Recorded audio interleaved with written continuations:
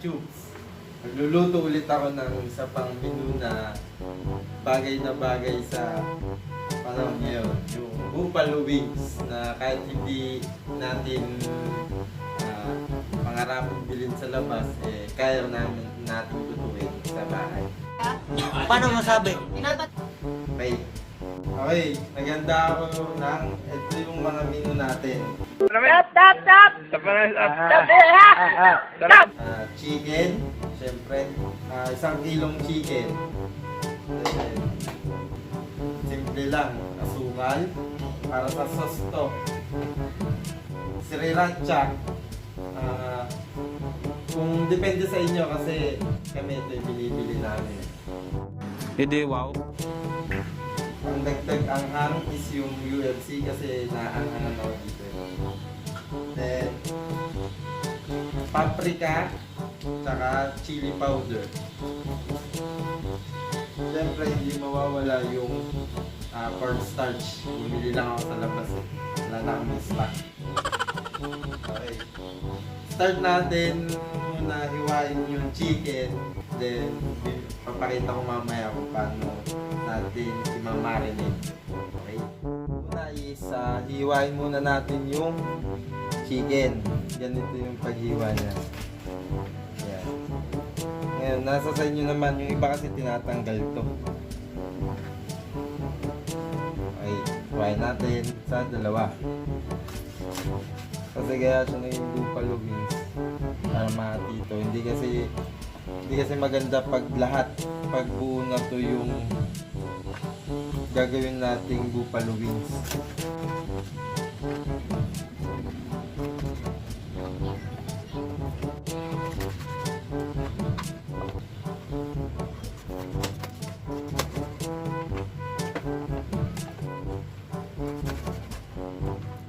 Okay, naiwa ko na siya sa dalawa.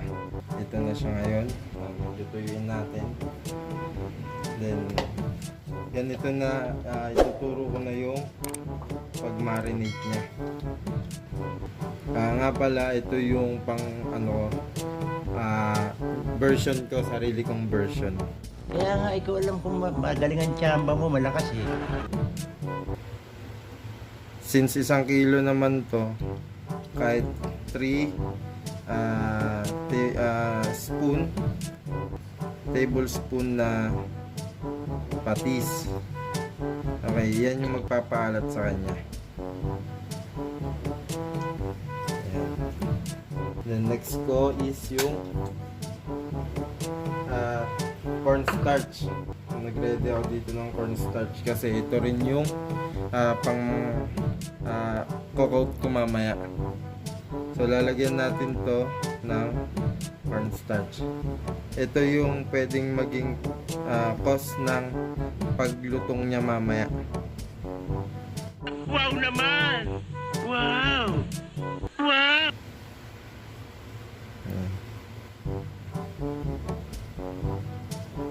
Kahit tansyahin nyo na lang kung gaano karami yung pwede naman ding konti, pwedeng marami, depende sa gusto nyong lutong mamaya. Then lalagyan ko siya ng paminta, ground pepper. Okay, next, syempre lamasan na naman tayo. Suluhin mo yan! Haluin natin mabuti. Ayan. Ito yung ginagawa kasi namin ng asawa ko. Pag naggaganto kami, naglalagay, pag nagluluto ako ng buffalo wings, pinaparisan ko namin ng beer. Kasi medyo may kaadikan yung asawa ko sa Korean eh. Oh, ano, bakit? Yan. Ganyan lang pag marinate dito. Okay, next na. Kanina naglagay na tayo dito nung ano natin, pinang-marinate. Then next, ito naman yung pang-cook natin. Lalagay ko na siya lahat. Kasi marami naman yan.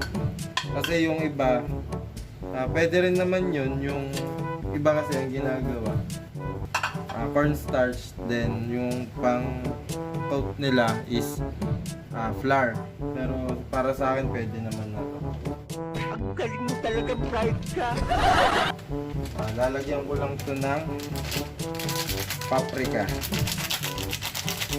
Pero optional na to yung paprika.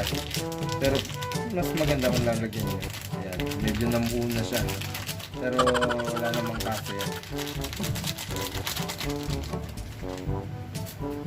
Then, next is lalagyan ulit natin siya ng ground pepper.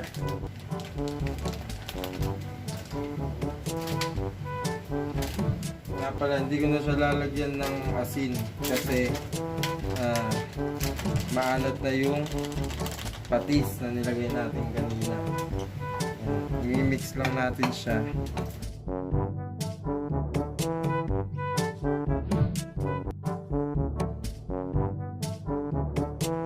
Nagpainit na ako ng mantika. Check na natin kung pwede nating salangan yung mantika. Tulad ng sinabi ko dati, check nyo ako kasi dito ako bumabase. Yan, pag ganyan nakakulo, ibig sabihin mainit na siya. Hindi totoo yan. Yan. Tulad nga sinabi ko, kung walang toothpick, asin. Okay? Then, ito na, medyo hinaan lang natin siya kasi baka mabigla yung pagprito natin. Hindi pa naman maganda yung bigla.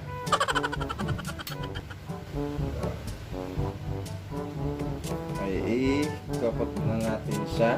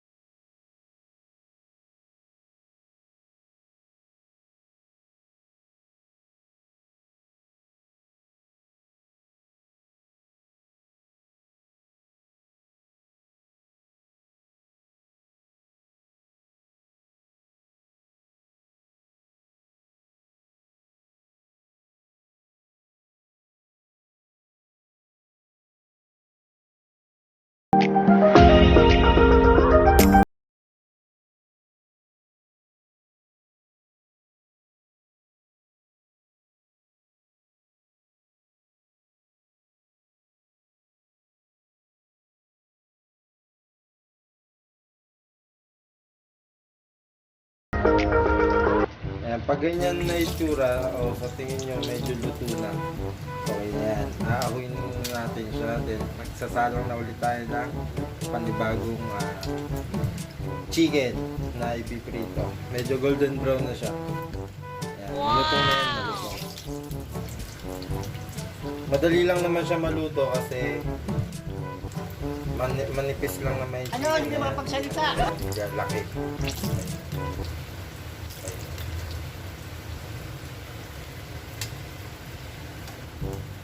Kailangan maluto muna natin siya lahat bago natin gawin yung sauce o yung magiging flavor niya. Okay. Tapos na yung pag-fried natin ng chicken. So, ito na yung next step natin, yung paggawa natin ng sauce ng buffalo wings. Mainang apoy lang, kasi low heat lang para matunaw lang to, para hindi siya ganun masunog. Butter. Hindi, ito yung isa sa hindi ko nasabi kaninang intro yung butter. Depende naman sa inyo kung gusto niyo ng maraming sauce, damihan yung butter. Pero kung gusto niyo lang na malasa lang to, kahit konti lang. Pero mas maganda kung marami ganito para mas kumapit yung lasa niya sa chicken.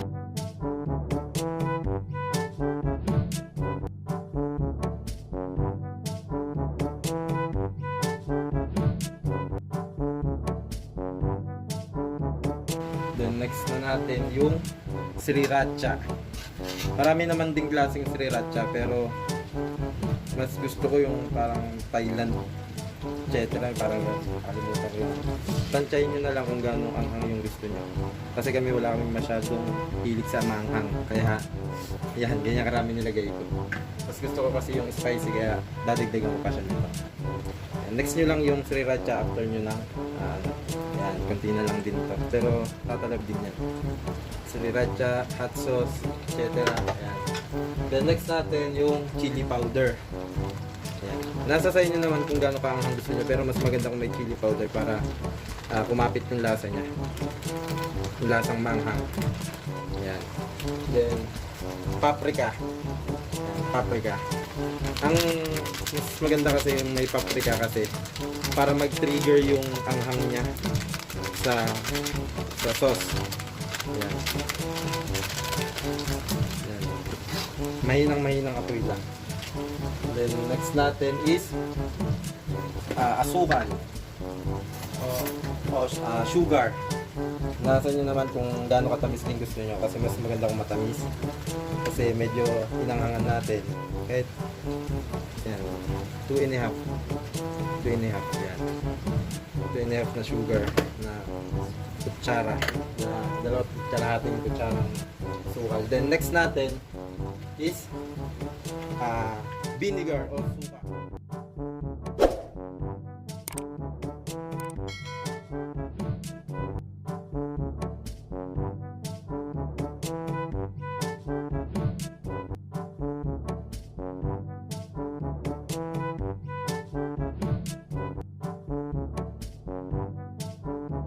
Para lang lumasan yung asin niya. Kasi yung iba kasi sa Andy Wings, parang may nakaready lang sila na sauce, etc. Kasi yun lang yung hindi niluluto. Ayan. Haluin lang mabuti. Ayan. Yung paprika, siya kasi yung nagpapatrigger ng anghang. Yung anghang natin. Ayan. Kung naamoy nyo, yung naamoy nyo lang yung niluluto ko, magpapawis na rin sa anghang. Kasi parang sobrang anghang niya na. Nasa inyo naman kung gusto nyo damihan yung hot sauce o ano. Pero kaya nga natin tinawag na buffalo wings is manghang. Wala kasing thrill pag hindi siya manghang. Yan. Hintayin lang natin medyo kumulo, tsaka medyo maluto yung suka. Okay. Actually, hindi naman natin kailangan talaga lutuin yung suka tulad nung adobo na kailangan mapatay yung lasa ng suka. Dito hindi. Then next natin, lalagyan ko kasi siya ng konting flour. Yan. Ang purpose nito is para medyo lumapot yung sauce natin. Yan. Pwede nyo rin ang gawin nyo tunawin sa tubig, kaso parang medyo dadami yung sauce pag ano. Pero ganito okay naman na. Haluin na lang din. Haluin nyo lang na din yan. Mawawala naman na yung mga namumuno na yan.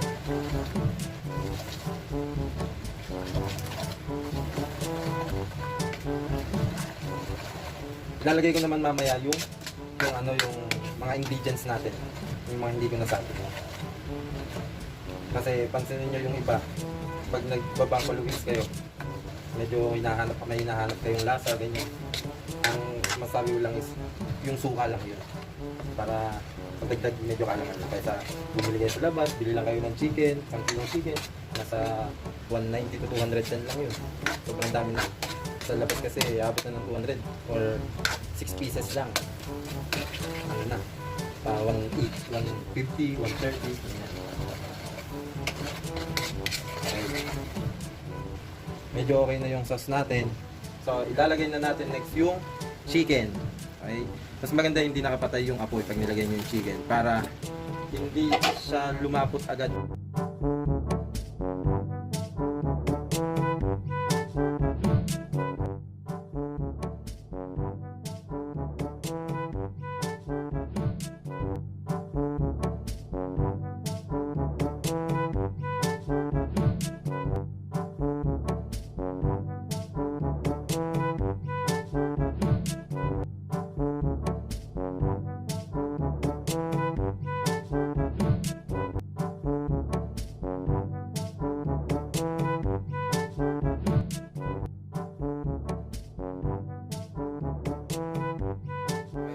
Okay na siya. i-serve na natin para matikman na.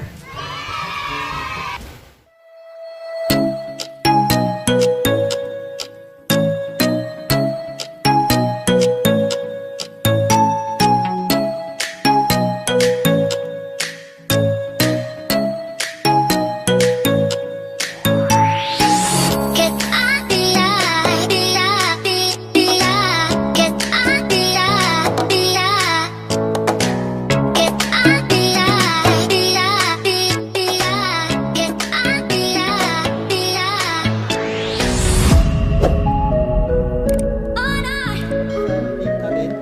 Yan ang gagawin kong dip. Version ko lang din to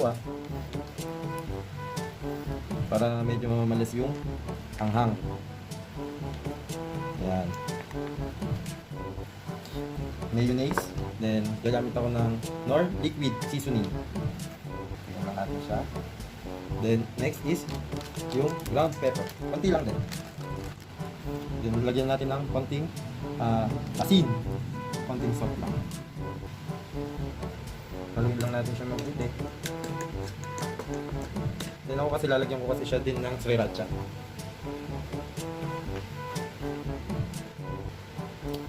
Para maglaban yung anghang pa rin, saka yung tamis at asin.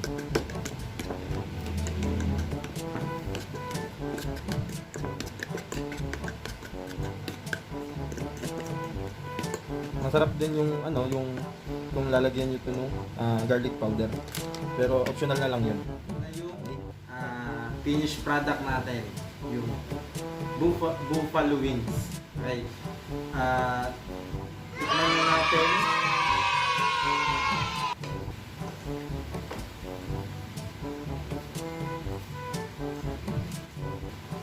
Gumawa din ako ng beef.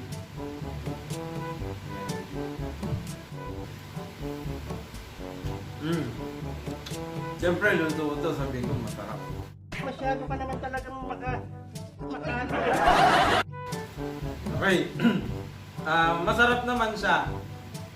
Masarap talaga. Kasi marami na rin akong kaibigan na napagluto ko nito. Lalo yung sa family namin. Okay. Yun. Diyan nagtatapos ang ating vlog. Buffalo wings. Bye-bye!